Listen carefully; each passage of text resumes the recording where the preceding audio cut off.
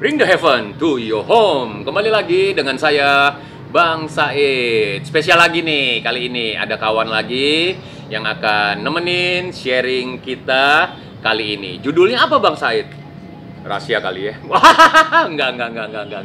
Kita akan cari tahu setelah berlangsungnya bahasan ini, setelah sharing ini. So, Abang, apa kabar? Baik. Ini kayak ornamen gitu ya, jadi mic yang kayak di atas gitu? Iya, boom. Boom. Oh, dibilangnya boom begitu ya? Shake, boom. Begitu. Cakep ya. Anda kan para suami udah pasti tahu, begitu kan? Langsung aja kita kenalan ya. Dengan siapa, Bang? Ardi. Ngomongnya ke sono dong. Oh ya, Ardi. Disapa dulu. Halo. Namanya apa? Teman-temannya apa namanya? Bebas aja, mau halo juga boleh, tapi halo kayak di telepon ya. Apa dong? Hai kali. Sekarang tuh panggilannya kalau di Besti. Nah, Besti nama gua Ardi. Oke, simple. So, kita langsung aja ya untuk sharing kali ini ya. Ini seru banget. Bring the heavens to your home. Artinya membawa sorga ke rumah Anda, dan ketika Anda mengatakan itu kepada kita berdua, artinya sorga itu akan ada juga di rumah saya dan di rumah Bang Ardi ini. Bang, simpel aja Bang. Konsep sorga di dalam keluarga itu apa sih yang ada di pemikiran lo? Waduh, berat juga ya. Obrolan sore-sore ini ya. Gue nggak tahu apa, tiba-tiba ditembaknya kayak gitu. Ya kalau gua ya bukan kebetulan, gue secara agama Muslim. Oke. Pasti gue sebagai kepala rumah tangga, gue sebagai imam. Yes. Pada saat sebagai imam ya gue mengajak atau menuntun istri dan anak gue, baik itu secara agama, kebaikan dan lain-lain.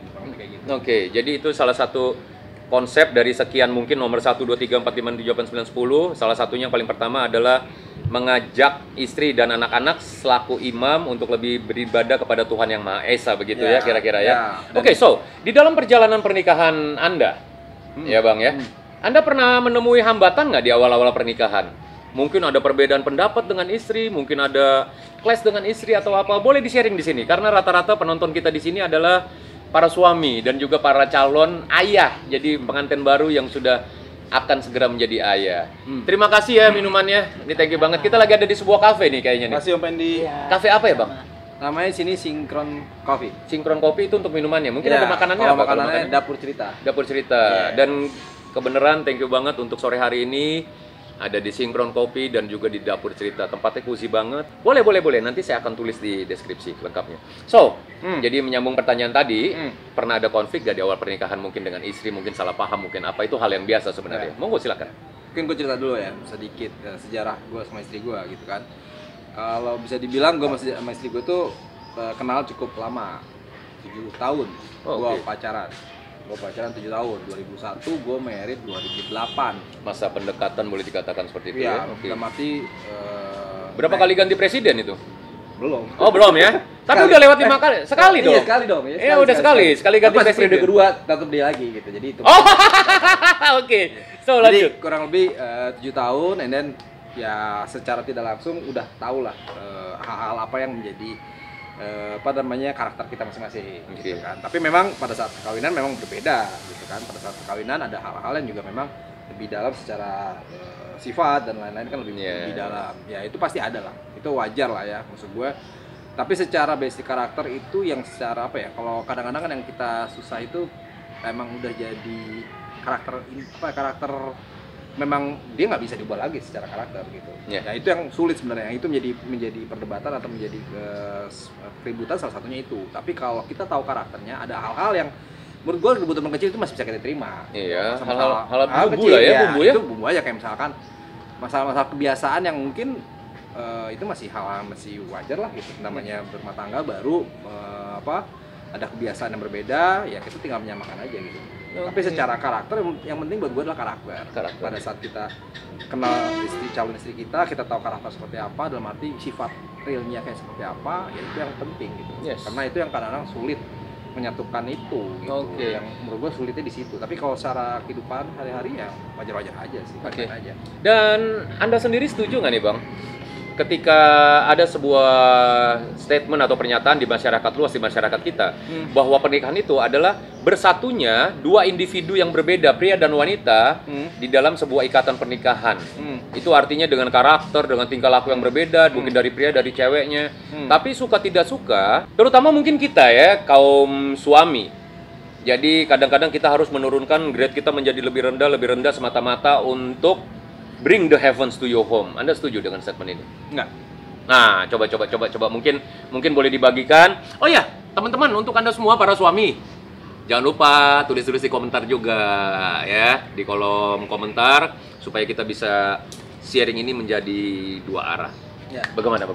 Kalau gue nggak setuju kalau hanya ya tadi hitungannya kayak menurunkan ego suami atau laki lah. Sebenarnya pada saat kita berkeluarga, ya kan kita gue bilang tadi kan menyatukan dua karakter berbeda. Yes. Pada saat itu ya kita namanya menyatukan, kita harus punya ego masing-masing tuh harus punya misal gue kombinasi yang bukan berarti harus mengalah di sisi suami, bukan berarti mengalah ya. Kalau gue ngomongnya bukan mengalah, tapi ini kan buat kebaikan dan buat keutuhan keluarga gitu. Jadi suatu hal yang bisa dikondisikan atau dikomunikasikan untuk menjadi suatu hal yang menjadi lebih baik gitu. Nggak apa-apa menurut gue gitu. Maksud gue sebagai laki misalkan, wah ego gue rendahin nih, atau gue ngerasa bahwa gue harus, enggak juga gitu. Sah-sah aja ya, jadi dalam sebuah hubungan perempuan ya. juga gitu menurut gue gitu. Yes. Karena yang kita pertaruhkan adalah keutuhan keluarga gitu. Saya ini menjadi satu keluarga, bukan lagi ngomongin keluarga si suami atau keluarga si istri, berarti pengennya si istri atau pengennya suami. Ini adalah pengen keluarga kita sebenarnya kan gitu. Ini keluarga kita mau dibawa kemana. Jadi pada saat keluarga kita mau dibawa kemana, ya istri ataupun suami harus bisa komunikasi, harus bisa menurunkan ego masing-masing. Kalau menurut gue gitu. Jadi bukan lagi ngomongin tentang suami doang.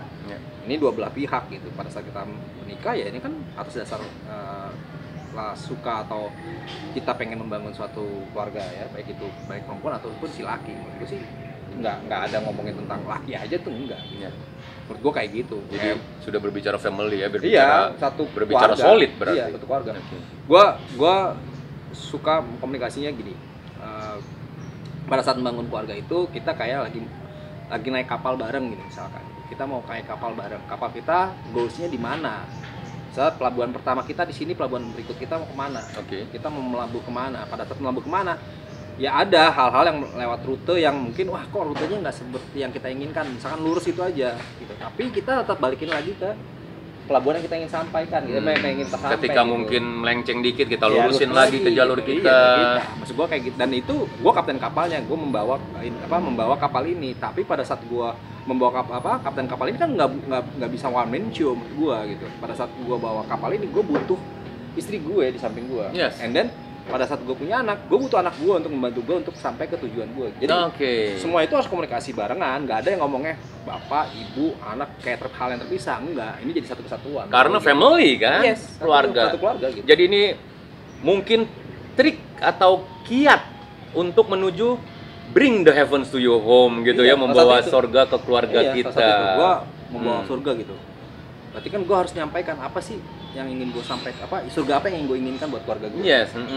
Pada saat gue sampaikan itu ke anak-anak gue, ke istri gue, berarti kita punya goals yang bareng-bareng ya, kayak gitu kan. Kesepakatan ya. Bareng-bareng ya, surga dalam membawa surga ke dalam keluarga. Yaudah kita harus berbuat seperti ini. Itu atas kesepakatan. Ya. Pada saat ada yang melenceng ya kita ingatkan. Baik. So abang, ini seru banget pembicaraan sama Anda. Semoga sharing kita ini boleh membawa manfaat untuk para penonton, khususnya para suami. Dan yang paling penting mungkin untuk calon ayah nih bang, gitu loh.